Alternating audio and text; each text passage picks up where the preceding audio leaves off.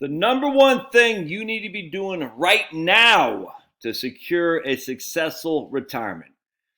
This is based on data. That's the number one thing you need to be doing right this very minute, right now. It's never too early to start.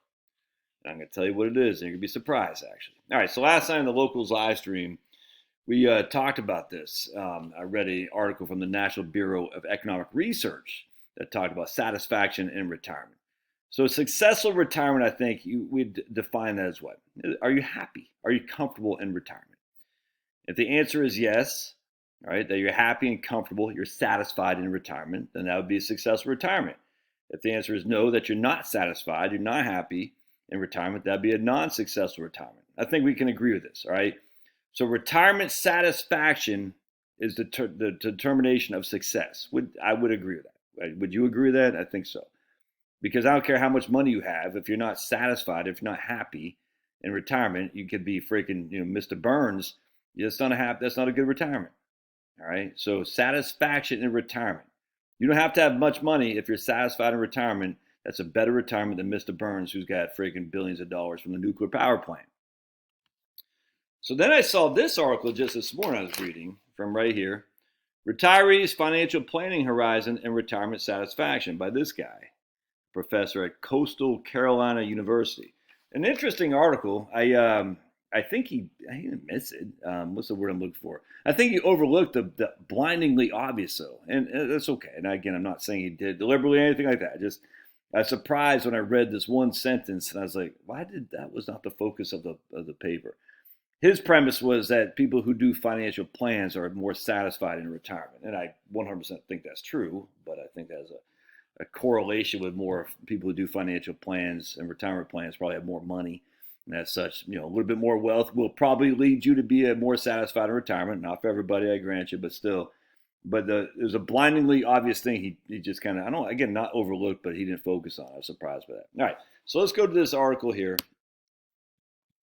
NBER, National Bureau of Economic Research, Dateline, October 2020. We got, I never heard of this guy, Peter Hudomiet. I don't know what that is, but some kind of French name, I guess. I'm very familiar with these two legends, Suzanne Rowetter and Michael Hurd. And anything they write, I want to read. That's just a fact. So I'm very familiar with these guys. Anyway, so it's interesting. We're going to kind of go down here, and we're going to show you the abstract.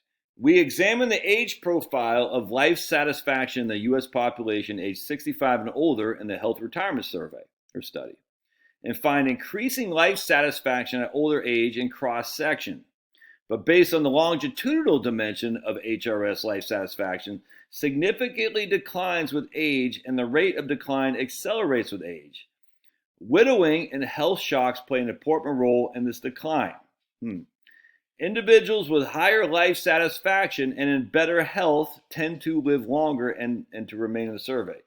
So individuals with higher life satisfaction and in better health. See that correlation there? Anyway, the premise of this survey is that we have two different surveys, essentially. We're looking at two different data sets.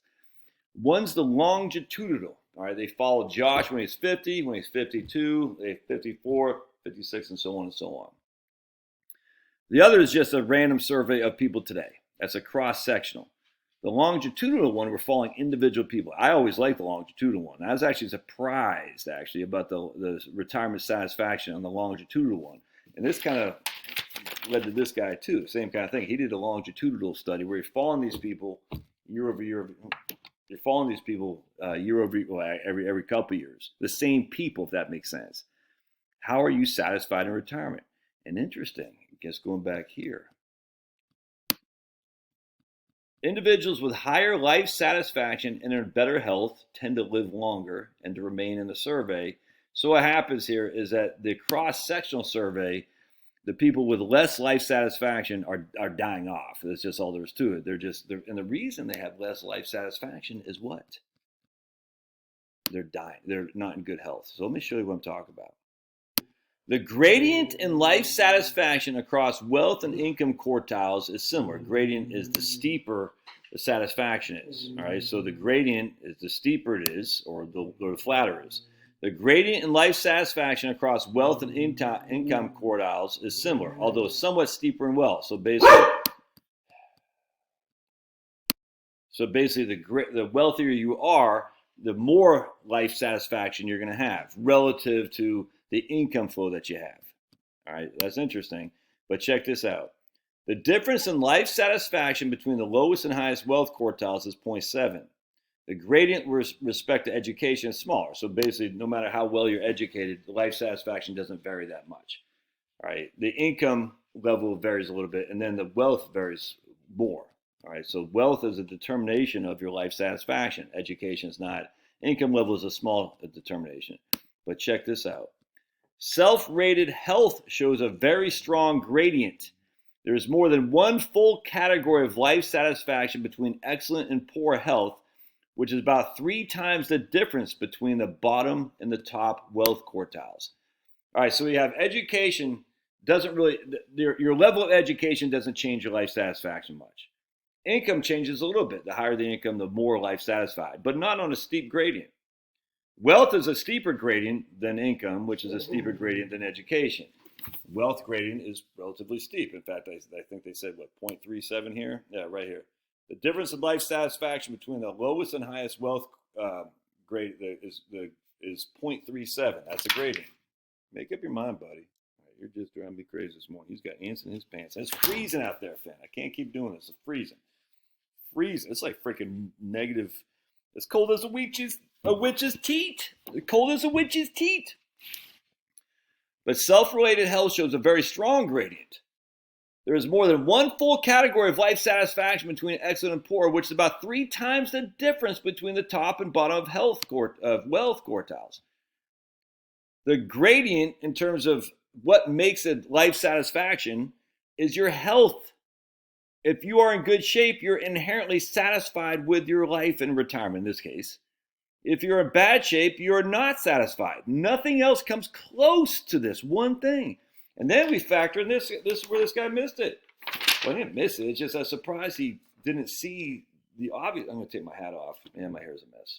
Sue me. Right here. The strongest correlation of retirement satisfaction is health. And nothing comes close. Health, retirement satisfaction, 0.40. And nothing even comes close in this in terms of the correlation. I mean, we got the highest other one would be age, 0.19. He has education, 0.18, which is the other one didn't have education. And being white is 0.17. Wealth is 0.11. And it's the strongest correlation of satisfaction in retirement. Nothing comes close. And here too, self-rated health shows a very strong gradient. There's more than one full category of life satisfaction between excellent and poor, which is about 3 times the difference between it's the same thing this guy shows. So we've got the strongest correlation, 0.4%, 40% correlation between your health and your retirement satisfaction. If you're male, it's only 3% correlation. If you're white, it's 17% correlation. If you're married, it's 15%. If the education, in this case, is 18%, which is different from what these other guys said. Wealth is only 12%, and your age is 18%. Nothing comes close to health. It's insane. So I want to show you something here. This is where it gets nuts. This is a cross-sectional, and this cross-sectional is different than longitudinal. Cross-sectional, we're just taking a random poll of people today, all right, and they're saying, check this out. That doesn't mean cross-sectional is wrong, by the way. It just is a different poll, a different survey. So two surveys with groups of people. One is you're following the same people through a course of life, and one is you're just saying, today, how do you feel? That neither are necessarily right or wrong. It's just interesting. The patterns are consistent with the literature in that life satisfaction monotonically increases after age 51. Life satisfaction increases after age 51. The increase is steepest between age 57 and 65, around the time when most individuals retire. Isn't that interesting? At age 65, the increase is more modest, from about 3.89 on a factor of a scale of 5. at age 65 to about 3.96 at 89. A statistically significant increase. Not a huge increase, but statistically significant. Anyway, the pattern right here, the increase in life satisfaction is steepest between the age 57 and 65. That's when you're going to be your healthiest, most likely, and you just retired. All right. And so you're saying, man, I'm working. I got to get out of here. Maybe you won't be your healthiest. Maybe you'll be in your least healthy, and you're saying, I got to quit. I'm going to get in better shape, and you're freaking starting to get satisfied in your life. Dude, it's crazy, man. You can't waste these years. This is what I'm trying to say. You can't waste these years, 57 to 65, in some crappy old job, because those are the times where you're going to be most active, most go-getter, like not go-getter financial, but go-getter to enjoy your life. You can't waste those some crap. I mean, you might need to have to. You might have leveraged your future to the hilt and you got all this crap you got to pay for. But if you don't have to, you can't waste these years away. These are the most important years, man. And as such, what happens now, you'll see there's a steep gradient from 57 to 65, but then the gradient starts leveling off as you get older. Check this out. The mortality probabilities are exponentially increasing, reaching about 20% by the age of 89. So 20% of the people at 89 die, all right? And they're significantly higher among those who are less satisfied with their lives, all right, than they are with those who are satisfied. Again, it's all based on health. And it makes sense. If your health is good...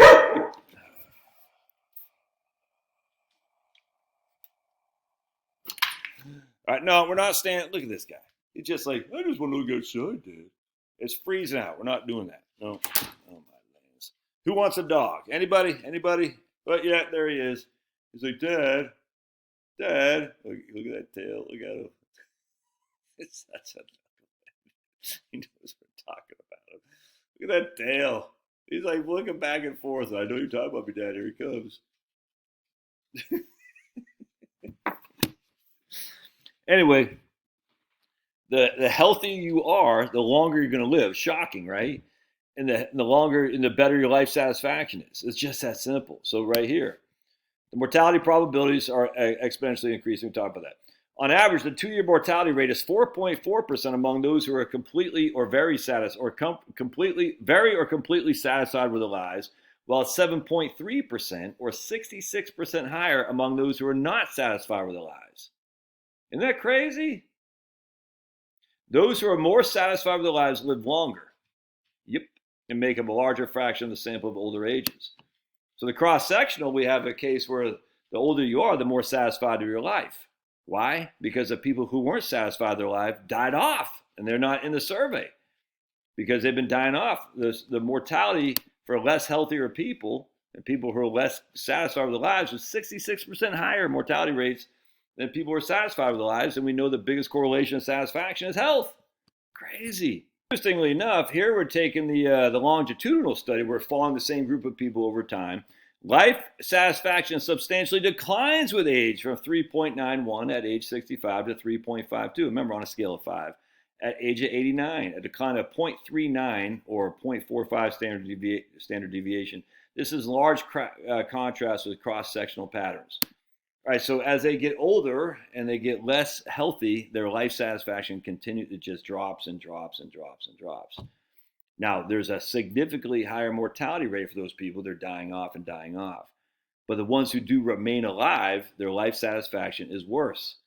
Why? Because they're not healthy. They're just not.